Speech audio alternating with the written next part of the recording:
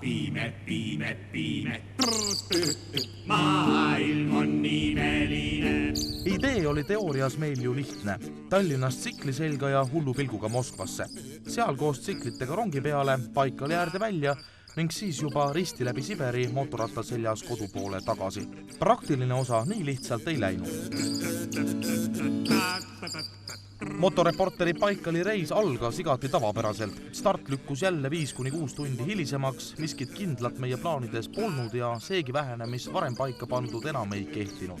Tuleb kleepida näiteks kohvri külge või kuskile viisakalt, selline toode. Ja kui me keerame teinekord viimasel hetkel või vales kohas või midagi läheb mitte plaanipäraselt, siis peab aru saada, siis selleks meile siin abiks võtta. Sellised teevid on nii-öelda. Ja nüüd Adamai Moskvasse või? Absoluutselt. Teeme selle ära, mis Napoleonil pooleli jäi omal ajal. Maailm on imeline. Ja, Jormi tsiklimehed küll, pole midagi öelda. Võrdlus Napoleoniga oli küll muidugi vast kohatu. Kant oli peenud, sest siin pisut võttis kaasa täispuutava madratsi. Me leidsime, et see ei ole nagu siukse Jörmimehe teema, et peab ikka niimoodi, et viskad kuradi tsikli peale pikali, teed kardaanist padja ja kuradi tõmbad omal kiivri peale ja läheb magama, aga mingi täispuutav voodi. Kõige olulisem on jõuda rongini. Tegemist on pultide komplekteerimisega, kuna Kasparil tekkis mingi ikaldus. Avastasime, et meil on sama marki siklid ja sama marki signapuldid. Ja me saame siin omavahel patareisid loopida ühest puldist teise, nii et kõik toimib.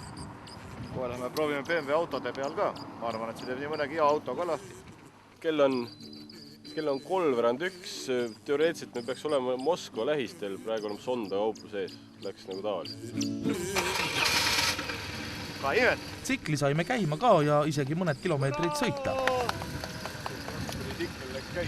Meil see reis ei saa ikka mitte kuidagi, ei saa nagu siit startima.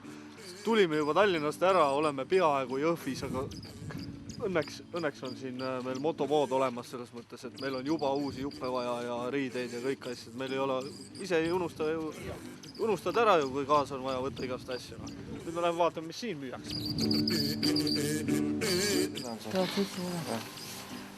Kui äkki läheme ikkagi me ehituspoodi. Velt Motocenterist hangiti ikka neid kõige hädavajalikumaid tooteid. Tähendab selles suhtes hea müts, et poes ei pea maksma. Grillid on ka muidu pärast tulevad ära. Ja nüüd Venemaale? Nüüd Venemaale. See on meie uus toode. Kui ei ole hommikul aega kultuurselt hambaid pesta, siis tuleb neelata üks selline. Ja siis sellises mundris tüdrukud teeras sind ei kiusa. Ja siis on kõik hästi. Amps. Kõik need hädavajalikud asjad ostetud jõudsimegi mingi ime läbi Narva. Seal kohtusime Eesti BMW GS-klubiga, kes on täisvarustuses kindlasti palju rohkem Siberi matkale minejate moodi kui meie. Aga seda korda oli nii, et nemad olid Eestile ringi peale tegemas nii piiri lähedalt kui võimalik. Siberisse läksime siiski meie. Õigemini jätkuvalt üritasime seda teha. Reisi teine päev, oleme Narvas, piiripunkt paistab juba ja olime juba ka seal, mina olin peaaegu juba Eesti piirist väljas, aga juhtus selline asi, et Udu korraldas väikse jama kokku. Tule nüüd, räägi, mis asja sa tegid siis? Mõtlesin, et ei ole hea võtta kaasa üleliigseid dokumente, et võta neid vajalikud, et mul oli dokumenti vahel autopass ja 2 mootorite tunnistused, viskasin 1 mootorit ära ja autopassi ära ja võtsin vajalikud dokument kaasa siin, mis ühtlasi on ka teise mootorite omad. Ja seegi polnud veel kõik. Mis siis nüüd juhtus, Kasparson? No see Saksa sõja lõpupoole ja Ida-Saksa kuradi tootis ebakvaliteetset metallina. Vaadake, rämps, praak, kuu lõpu toodangna. 2 BMW-d saavad omavahel kokku, vajuvad armuvalus külili ja lihtsalt murdub ära. Palju näevad? Vist õige mõte Bemmi-meeste juurde minna. Ütlen, et anna oma leksu, võtame ära. Ei, aga nad ütlesid, et neil on juppe kaasas, nii et halb hakkab. Bemmi meestel loomulikult ei juhtunud tagavarasiduri heeblit kaasas olema, imelik küll, eks ole. Seega polnud muud varianti, kui kohaliku külamehe grilli küljest jupp metalli lõigata, teip ümber keerata ja valmis ta oligi. Kohalikud, äärmiselt südamlikud Narva vene inimesed tulid meile koheselt appi, teadsid, kus saab tarneid kiiresti ja hästi, olgu see neile kõigile eeskujuks. Nüüd me hakkame seda riistapuud kinnitama selleks ette nähtud lenkstangi külge. Öeldi, et ta ei kesta mitte ainult paikaline tagasi, vaid elab ilmselt vanemaks kui see ratas ise. Nii siis saime nüüd Siberi poole edasi sõita, mis siis, et vahepeal juba ka loobumismõtteid mõlgutati. Võib juhtuda, et me ei hakka siit Värva linnast tegelikult palju kaugemale minema, et siin päike paistab, elu on ilus. Me jääme võib-olla mõneks ajaks siia. Maailm on imeline. Uskumatu küll, aga juba reisi teise päeva õhtul õnnestus meil ületada Eesti-Vene piir. Valmistusime kohe tõsisemaks väitluseks pronkssõduri teemal, aga meie üllatuseks ei võtnud keegi seda teemat üles. Vastupidi, nii kiiret Vene piiriületust polnud keegi meist varem kogenud. Vaatamata probleemi vabale piiriületusele oli aga aeg juba nii hiline, et sõita tuli hambad ristis öö läbi ilma magamata. Mis on? Pühapäev on meil vist. Eile veerand 12 saime siis Ivangorodi piiripunktist minema. Sõitsime pimedas öösel hästi külmas. Temperatuur oli kuskil selline 5 kraadi ümber. Jõudsime mingisse imelikku linna, mille nime ma enam ei mäleta. Otsisime hotelli sealt 2 tundi, mida me ei leidnud. Nüüd on siis hommik, kell on umbes 6. Ja me oleme 100 kilti veel otsa sõitnud ja nüüd enam ei taha sõita. Mõtlesime, et tahaks magada. Aga temperatuur on ikka kuskil 5 kraadi ümber. Teeme väikse uinaku, poeme nagu sealt põhku siia samasse kõrketesse. Vaatame, ehk see aitab. Kas idas tõuseb päike, kus nahk saab pruuni läike, oossa piime. Magamiskoha valikul läks meil ka nii nagu tavaliselt. Ühesõnaga äsja lappisime veel ühe sikli kokku, mis katki läks ja külli läks. Ja Venemaal on inimesed avastanud sellise mõiste nagu eramaa, mis tõttu meid ja meie telki teisaldati keset ööd või hommikut. Siin on see loomade surnuaed, raipehunnikud on seal. Siin oli meie laager. Nii et läheb vist nii nagu tavaliselt. Maailm on imeline. На недельку до 2 я уеду Комарова. Сам себя найду в пучине, если часом затону. Viimased 100 kilomeetrit oli kergemaid ummikuid, raskemaid ummikuid. Asi tipnes sellega, et me kasutasime kõrval hoopis kõnniteed, kus tekkis ka ummik, kuna kõik autod sõitsid seal.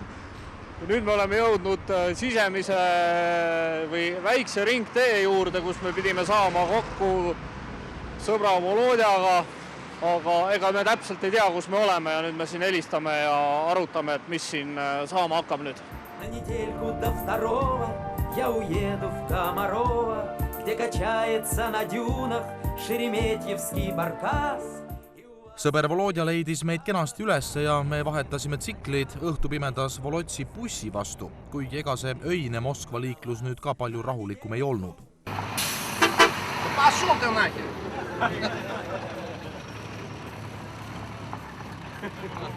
Mul on mausolemi võtnud. Kohe lähme vaatame. Volotsi vaatame. Lähme kohe vaatame jah, volli üle. Volodja ise on aga väga põnev mees. Ta suutis meid 7 oma ühetoalisse korterisse vabalt öömajale organiseerida, kusjuures kogu ta elamine nägi välja nagu sigala. Mitte et räpane oleks olnud või midagi. Volotsil on lihtsalt suur kirg kõikvõimaliku ja võimatu seasümboolika vastu. И снится нам не рокот космодрома, не эта ледяная синева, а снится нам трава у дома, зеленая трава.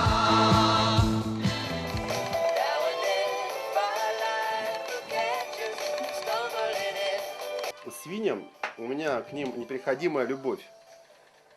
свиньи, да, здесь первую свинью, кстати, купил в Таллине. И после этого как бы стал их искать. А в то время их было очень трудно найти, потому что, ну, есть охотник, есть добыча. Если редкая свинья, ее надо найти. А сейчас их полно. Год свиньи, я принципиально не собираю свиней. Ну, подарки принимаю, но когда их полно, попса. Идешь в метро, этих свиней куча. Электрических, китайских. Хочется гранату кинуть, ну, блин, что за фигня. На недельку до второго я уеду Комарова. Järgmisel hommikul pidi Volodja ära käima korraga kohtus, kus pidi arutatama mingeid tema liiklusteemalisi küsimusi. Tema sõidustiili ja bussi konditsiooni arvestades ei saanud me küll aru, mida seal üldse arutada on. See buss ei tohiks tegelikult meetritki sõita, isegi Moskva vahel, otsustades tehnilise konditsiooni järgi, aga tegelikult sellega on juba 10 aastat Krimmis käidud kogu aeg. Ja ta liigub siiski, kuigi täna saavad otsa bussi ülevaatus, omaniku juhiload ja vist oli veel midagi. Aga noh, see ei saa ka elamast. Selle bussi keret hoidis tõesti ainult rooste veel koos, ometigi jõudsime Vaksalisse välja. На недельку до второго я уеду в Комарова на воскресной электричке к вам на краешек земли. Oleme äärmiselt positiivselt üllatunud kuni siiamaani. Terve meie teekond kuni ütleme nüüd siin Moskva linnas. Kõik kohad on täis abivalmis inimesi, kes igakülgselt on meil abiks, lehvitavad, elavad kaasa, mitte mingisugust kummalist sootumist ei ole kuskil. Küsitakse, nähakse, siis on siin ütleme, teatud sümboolika, millest võib näha, et me oleme teel või tulemas, eks ole, Baikali äärest. Praegu parkimiskontrolör tuli meie juurde, küsis, et poisid, kas tõesti sealt. Ma ütlesin, et ei, me oleme sinna veel praegu teel, aga nagu temagi ja teised kõik kiitsid Baikali ilu, toredaid inimesi ja ütlesid, et te olete tublid ja tingimata minge sinna, rääkige teistele, kui tore seal on. Nii et äärmiselt positiivne ja ma ei tea, Moskva on täis toredaid inimesi ja paistab, et nende lõppu ei tulegi.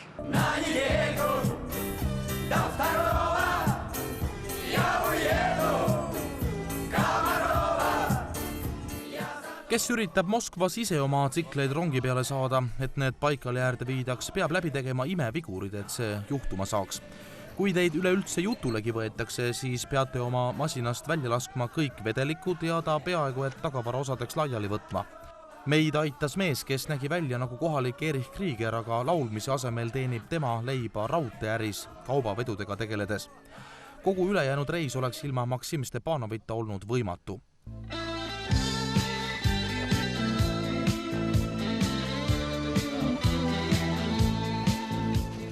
Igal juhul pandi meie aparaadid Jaroslavi Vaksalis vagunisse ja ise läksime reisirongi peale. Kas teie peres häid lapsi ka on? Kas salmi ka loeme? Rongisõit Baikali äärde on motoreporter järgmise osa peateema. Земля в иллюминаторе, земля в иллюминаторе, земля в иллюминаторе видна.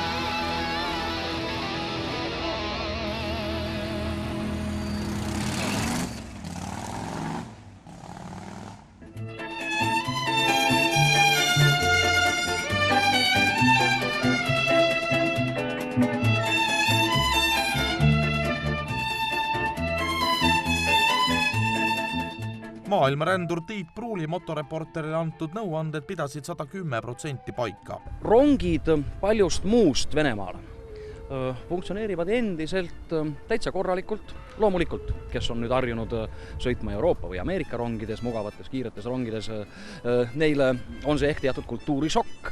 Neile aga, kes armastavad head seltskonda, kitarremängu, võib-olla pitsikest viinagi. Nendele on kulgemine rongis kindlasti niisugune mitte kultuurišokk, aga kultuurielamus ja paljudele meist kindlasti ka väikene nostalgia kadunud aegadest. Ja julgen seda küll kõigile soovitada, ei ole seal midagi üleliia hirmsat või ohtlikku, pigem vastupidi. Lõbu ja nalja on palju. 4 ööd päeva siin kuradi tambur ja kiiret ei ole, kuhugi põgeneda ei ole, joosta ei ole, midagi muuta ei saa. Aga jookseks nüüd teise vaguni otsa ja saaks enne kohale ju. Juhtus niimoodi, et me saime nüüd siit rongi peale tsikleid, me nägime viimast korda, võib-olla kunagi näeme veel, ei tea.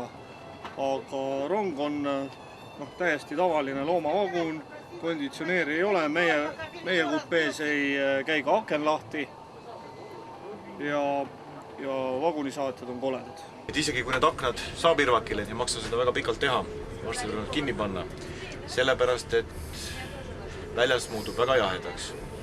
Aga sooja me ei saa, sellepärast et meil napib sütt ja vagunid ei saa kütta. Kuule, me hakkasime tulema alles raudteejaamast ja juba napib sütt. 17 aastaselt. Mis nalja tegid? See ei ole võimalik, me sõidame auruveduriga. Et öö oli veel kaugel ja kupee sisetemperatuur oli nagu põrgu eeskojas, siis võttis Ugri mees kätte ja avas akna, mis vagunisaatjate sõnade kohaselt lahti ei käinud. Ja paneme akna piiraja. Siis oled rahul või? Sitasti panin. Väga sitasti, ma pean otsa üles poole keerama, et muidu tilgub pähe.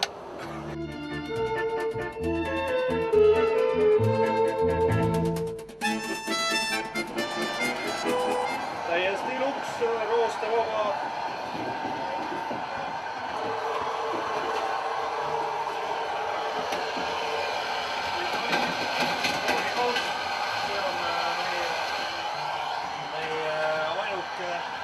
Pesemisvahend, järgmised 4 ööpäeva. See peegel, mida sa ilm veel tahad. Извините.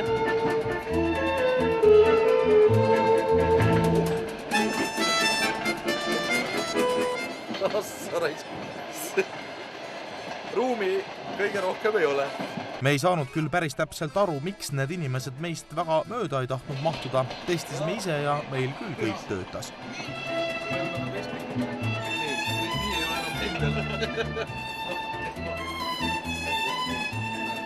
Oma kupees elu nii mõnusaks teinud, kui see antud oludes võimalik oli, suundusime tutvuma restoranvaguniga.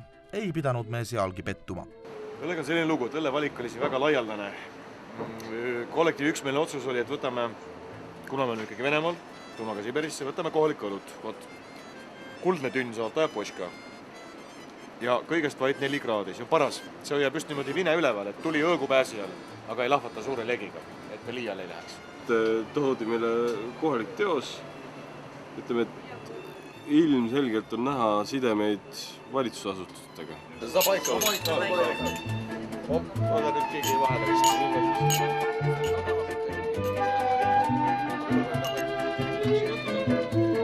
Ei saaks ka öelda, et ettevõtlus Venemaal puuduks. Vahepeatustes käis igal juhul väga vilgas äritegevus.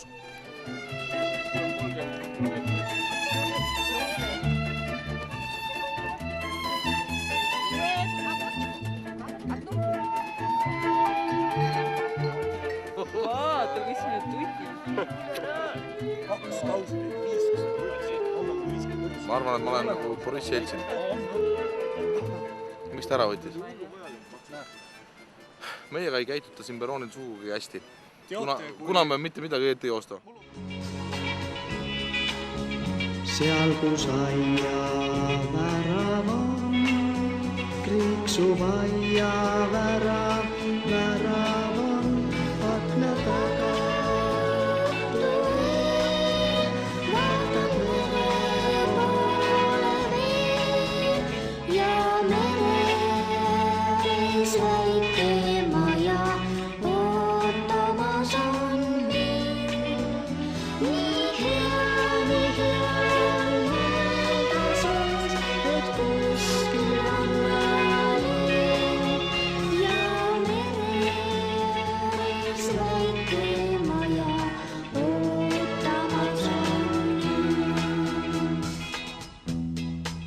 meil on 3. päev Siberi rongis, kõik on väga lõbusas meeleolus.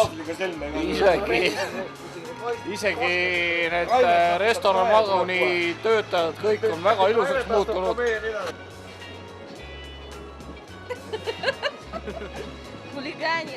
Käesolev pilt tõestab selgelt, et Eesti mees joob ennast 3 päevaga vene karuks. Kaugel, kus on minu kodu, kaljem tervisi saadan ma sul. Üksi rändan ma võõramaa radu, piisab laugel, kui meelest on full. Ega siin polegi rohkem midagi kommenteerida. 4 päeva rongis läks kui unenägu. Ei ole mingi lihtne asi paari minutiga kõik tsiklid lahti siduda ja maha tõsta. Me tõstmisele ei ole veel jõudnud. Aeg kuradi tiksub alastamatult. Paneme täiega edasi.